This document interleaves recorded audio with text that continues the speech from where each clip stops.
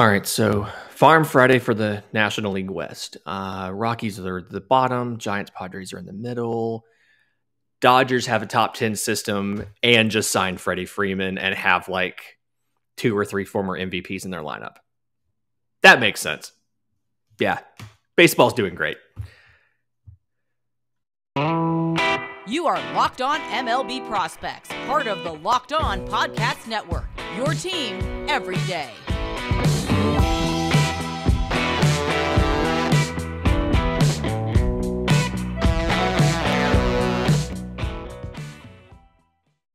Yes, welcome on into Locked On MLB Prospects, your home for all things minor league baseball. I'm your host, Lindsey Crosby, baseball writer for Sports Illustrated. Thank you for making us your first listen every single day. And those of you watching on YouTube, we appreciate you being here. Do us a favor and like and subscribe to the show. It really does help us out a ton. And when we're looking at the National League West, as far as farm systems go, we got to start with the Dodgers.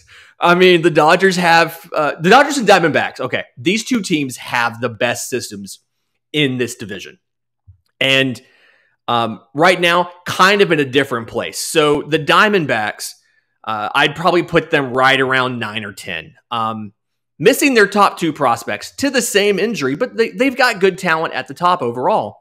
But the Dodgers, absolutely deep system. They got a good balance of pitchers, position players, defenders. Oh, yeah, and they just signed Freddie Freeman on Wednesday night to go along with Mookie Betts, who they already had, and Trey Turner, who they have this year, and then Max Muncy, who got MVP votes last year, and Will Smith, the hotshot catcher, and Justin Turner, he's pretty good. Chris Taylor, AJ Pollock. Yeah, so it's wild to me that the Dodgers were able to graduate their best prospect, Gavin Lux, and he's a backup. I mean, top 100 player in the minor leagues before he came out, backup. But right now, 5 different position players, 5 different prospects in the top 100, and one of these teams that is headlined by a catcher. So Diego Cartaya, 2018 IFA out of Venezuela. 114 at-bats last year, 298, 409, 614, 10 homers, no stolen bases because he's a catcher. They don't always do that. It's fine. So he had something where his full season call-up last year got delayed a little bit. He had a back issue, like a muscular thing, not anything structural, but finally got to low A in late May and then just began absolutely crushing it. So 10 home runs, 31 games, got injured again, strained hamstring in July, and then re-injured his back in August, and they just shut him down for the year. So 20 years old, but offensively, very mature hitter. Has a great feel for the strike zone as far as like understanding which pitches as they're thrown are hittable, which ones are not, which ones that if they're hittable, you can put a soft swing on versus a barrel on, that kind of thing. Can hit power to all fields. His big home run shots very much are center field, left center to right center, but can hit the ball to all parts of the plate, all fields power. So offensively, looks like he's very good. Now he struggles at times with changeup, and when you get something that's going down and away, but like what young player doesn't? He's 20 years old, and so the kind of guy that can handle premium velocity, can handle breaking balls for the most part, and I see him as projecting out to be an above average hitter with plus power. And then defensively, he's a good athlete. Didn't have any stolen bases last year because you're looking at hamstring and back issues and stuff, but still a good athlete. Frames pretty well. Arm strength is phenomenal. Plus arm.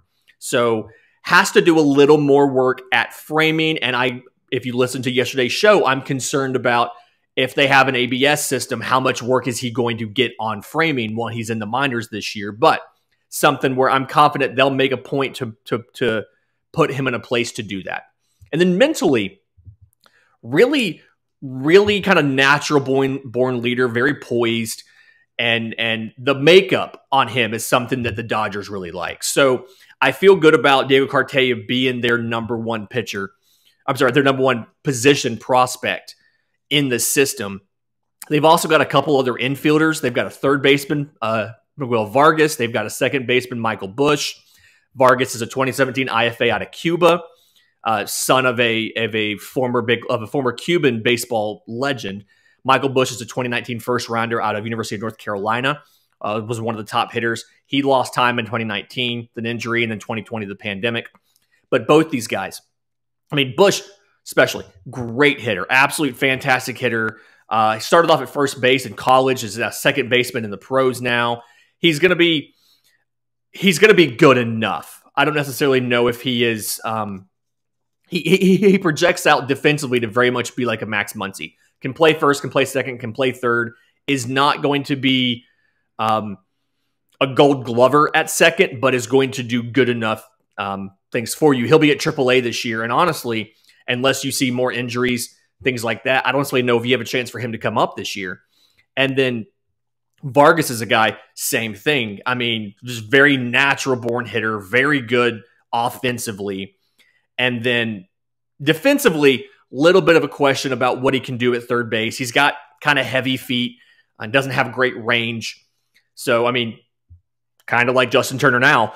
I kind of see him, the comparison I see a lot for him is Yuli Gurriel. And we don't love doing comps on this show, but that's a common comp that we see for him. He's a guy that could make his major league debut this year if there's some sort of need for him. Injuries, obviously, you've got Gavin Lux as your first kind of guy up at the big league level, but I could absolutely see some sort of, if Justin Turner misses significant time and or Max Muncy, you have a thing where you might have Vargas at third and Lux at second, something like that. So lots of options and just a luxury to have all of these great guys. Pitching wise, they've got some pitchers. Right-hand pitcher Bobby Miller, 2020 first-round pick out of Louisville. He didn't become a full-time starter until 2020, and so that's something where he just needs more experience at that. He'll open up in Double-A. He's got the stuff to be a number 2 or number 3. It's just a question of getting more experience. He just needs to do more. I mean, he's got a fastball that can hit 100. That's a four-seam. He also has a two-seamer. You know, he's got the four-seamer is going to be a plus offering once he can just learn to differentiate it from the two-seamer as far as action and body of the pitch. He's got a slider that's a plus pitch. He's got a changeup. He's got a curveball. I mean, control's average, but again, he just needs reps. He just needs an opportunity to do this against professional hitters. And then he's going to be able to step into that rotation right around the same time that you're looking at some of the big guys in LA now, a Walker Buehler, things like that, hitting free agency and having to figure out what you do there. Ryan Peepo, the right-hander, is the fifth prospect in the top 100, 2019 third rounder out of Butler. And he's poised to make his debut. He can be a mid-rotation starter if he can just get his control under control. I got to figure out a better way to do that. But if not, his fastball and changeup, I mean, his changeup's an 80 grade pitch. His fastball is plus to maybe even plus. And so he's going to be a late reliever up to possibly a closer if he doesn't figure out that control issue and get his stuff under control. But if he does, he's going to be a number 2, number 3. And so you're kind of set up for the next wave of young pitchers to come up to LA if you need it, especially if you have trouble kind of re-signing some of these guys. And then when you go from there, you kind of look at the Diamondbacks system. Again, top 10 system.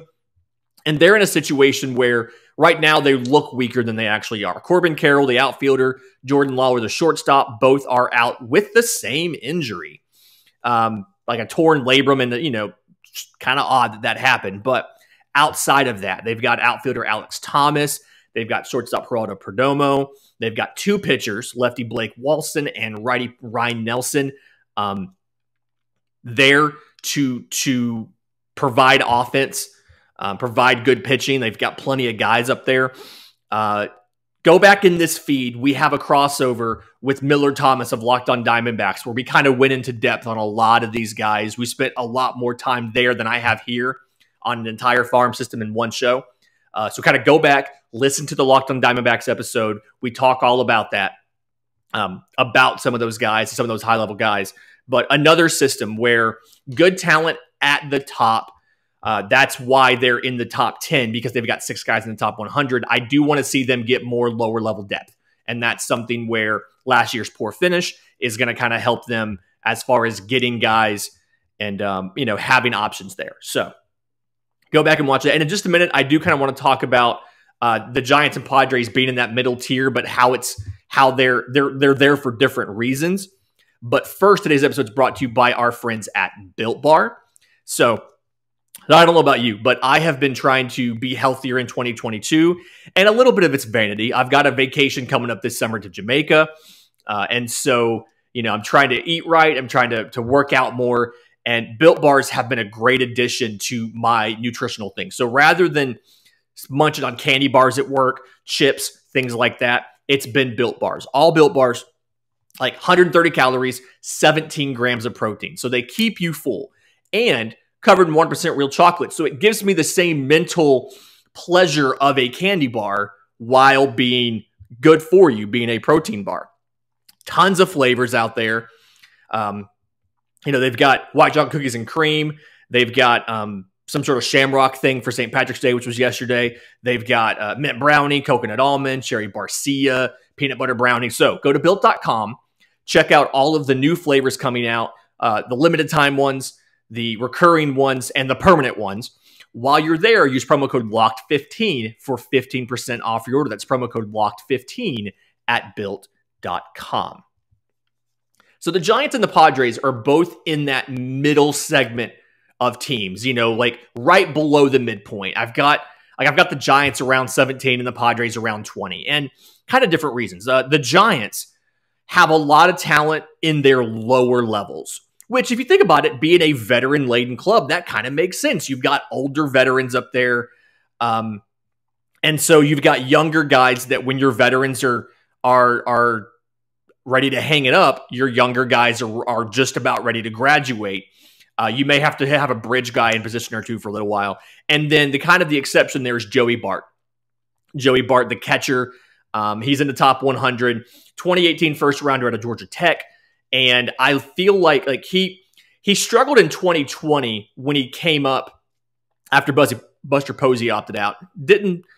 Struggled a little bit, spent the season at AAA last year. And I feel like he's now ready to be the guy in San Francisco.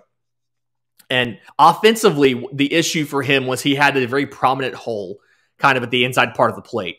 Last year he hit 280 on pitches in that inner third, so he's kind of closed that. It's not anywhere near what he does on pitches from the outer third, but it's better. And so offensively, he's kind of closing the holes. I think he's going to be a power over hit guy. He's going to sacrifice a little bit of average, but he's going to hit some tanks, which, again, not doing player comps. It reminds me of the offensive profile of a Mike Zunino, a guy that, is going to strike out a little bit, but is going to hit a bunch of bombs. Defensively, got much better. Especially came to receiving, only had 6 pass balls all year, caught a little over 30% of base stealers.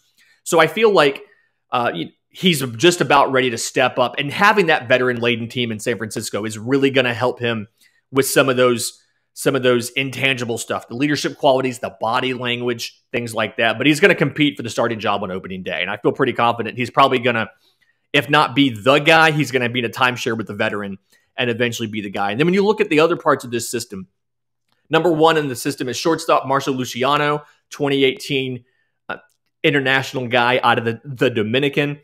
And this is something where he went straight to the rookie league in Arizona. That's how they felt. That's how good they felt about him. He was in the alternate training site, and then struggled a little, was amazing at low A, struggled a little bit at high A.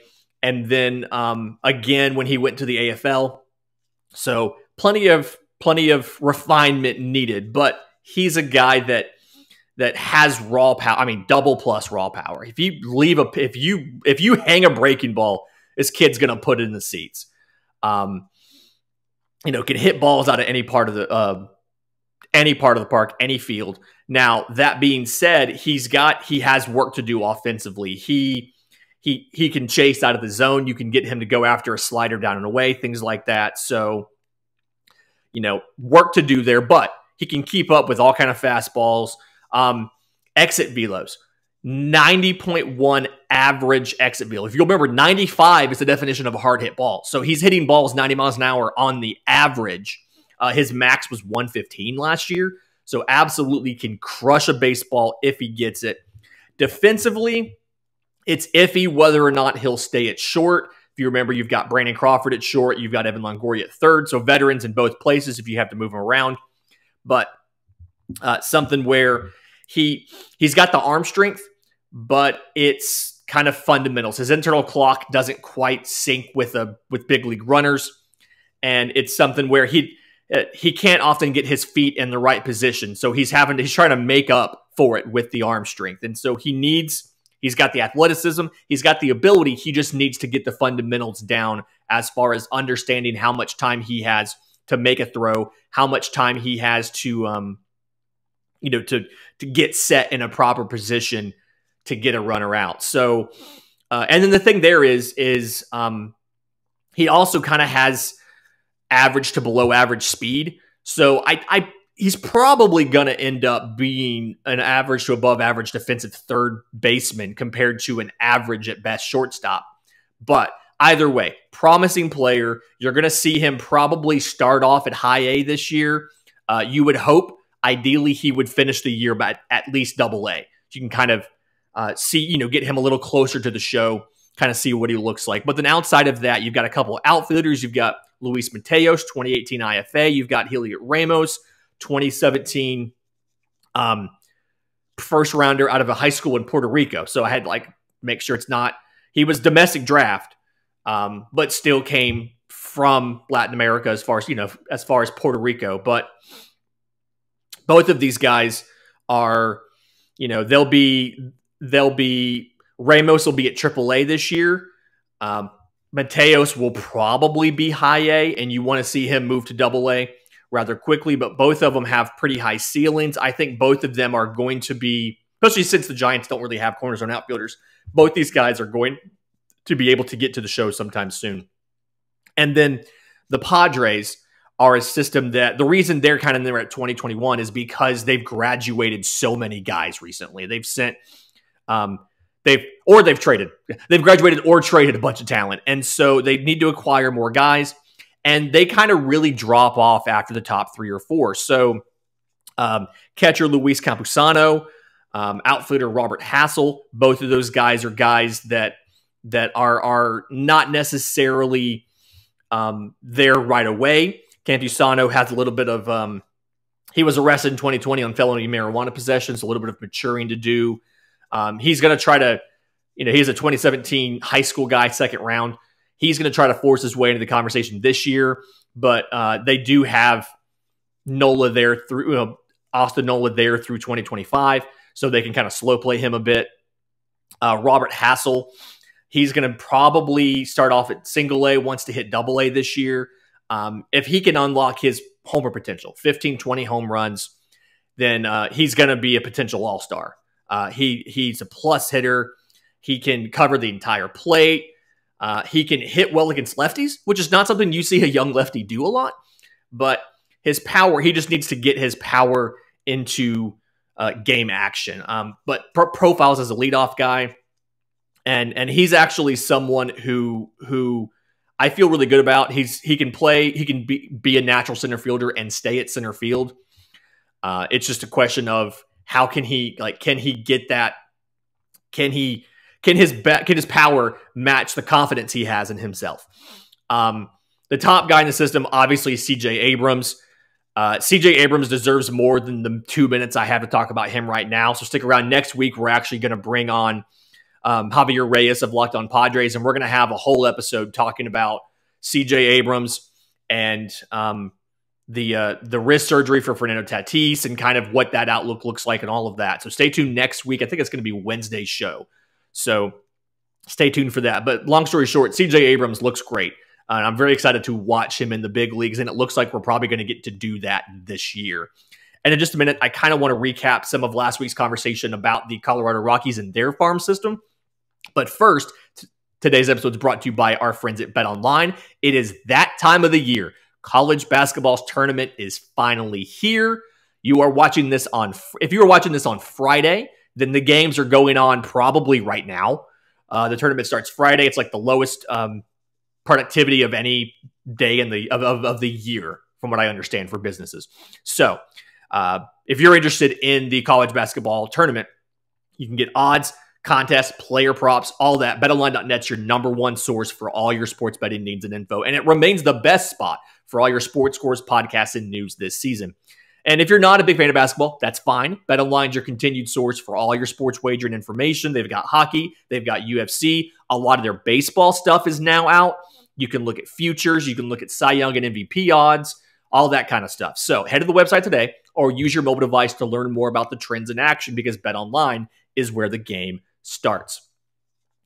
And if you remember last Thursday's episode, we were talking to Paul Holden with Locked On Rockies about the Colorado Rockies. I kind of have them 24, 25 or so in my system rankings. And really, it's just a lack of, significant depth. They've got Zach Veen, top 25 prospect. He's number one in the system. And he's a guy that was drafted 2020 first right out of high school, but didn't have a standard-looking senior year of high school. And then obviously came in when there was no ball. So played last year, had a great debut at low A. I mean, 400 at-bats, just about 301, 399, 501, 15 homers, 36 stolen bases. And that was with him starting slow. The first 120 at-bats, he didn't have a homer. So he hit 15 homers in 260 at-bats. So, after that, looked even better. But it's something where he did that while playing both left and right field, had 8 outfield assists in 95 games, legitimately looks like he could be a 5-tool player. Now, he's not perfect. He is nothing but pull. Nothing but pull right now. He can be really aggressive and kind of get out there to chase some pitches and stuff, and he needs to do some work to kind of shorten his swing and things like that. But for a young left-handed hitter, he looks really good. Foot speed, he's average to above average, but I think he's going to be a good, you can see 36 stolen bases. I think he's going to be a good runner because he's so good at getting those big jumps. He's got long arms, long legs. He can, big strides, easier to reach. And if you remember from yesterday's show, bigger bases now. So that does help a little bit on a bang-bang play when it comes to stolen bases. And so he's got good reactions and reads and routes. And so I genuinely think he can be a guy, he can hit 15, 20 homers a year, steal 10, 15 bases, hit for a high average. If he makes all of the adjustments, he could be a 30 home run guy who hits for average, steals bases, and can be an all-star. I mean, I think he looks great. Michael Toglia, 2019 first rounder out of UCLA, the first baseman. He's a guy that they brought Todd Helton to spring training this year specifically to work with him. So they feel good about CJ Cron's there for 2 years. At the end of that contract, they feel like Toglia is going to be ready to come in and take over first base there for a long time. He'll have a partner across the diamond in Chris Bryant. The deal that makes absolutely no sense to me because you'd rather have Chris Bryant than Nolan Arenado and $50 million, but whatever.